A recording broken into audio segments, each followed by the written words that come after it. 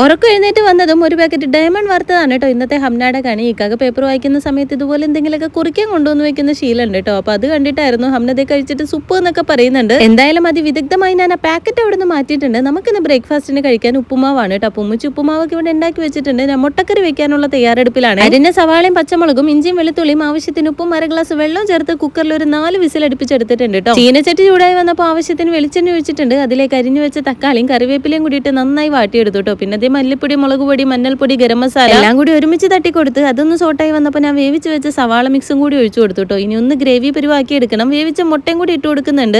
നമുക്ക് ഇതുപോലെ തന്നെ ഇതങ്ങോട്ട് എടുത്താൽ മുട്ട റോസ്റ്റ് ആക്കിയിട്ട് എടുക്കാം കേട്ടോ. ഞാൻ പിന്നെ ചാറിന് വേണ്ടിയിട്ട് തേങ്ങാപ്പാലും കൂടി ഒഴിച്ചു കൊടുക്കുന്നുണ്ട്. ഇവിടെ എല്ലാവർക്കും ചാറ് നിർബന്ധമാണ്. ആക്ച്വലി ഈ മുട്ടക്കറിയുടെ റെസിപ്പി ഇവിടെ ഇക്കാക്കാട് ഉമ്മിച്ചിയുടെയാണ് കേട്ടോ. കാര്യം ഇത്ര ഈസിയിൽ ഉമ്മിച്ചിയാണ് ഇവിടെ മുട്ടക്കറി വെക്കാറുള്ളത്. അത് കണ്ടുപിടിച്ചാണ് ഞാനും ഇപ്പോൾ വെക്കുന്നത്. സ്വയം കുക്ക് ചെയ്തുകൊണ്ട് പറയുന്നതല്ലോ, കിഡിലനാണ്. ഇങ്ങനെ ഒന്ന് ട്രൈ ചെയ്ത് നോക്കാൻ മറക്കണ്ട കേട്ടോ. അപ്പൊ ഞാനിനി ബ്രേക്ക്ഫാസ്റ്റ് കഴിക്കട്ടെ. നമുക്ക് അടുത്ത വീഡിയോ കാണാവേ. ബൈ.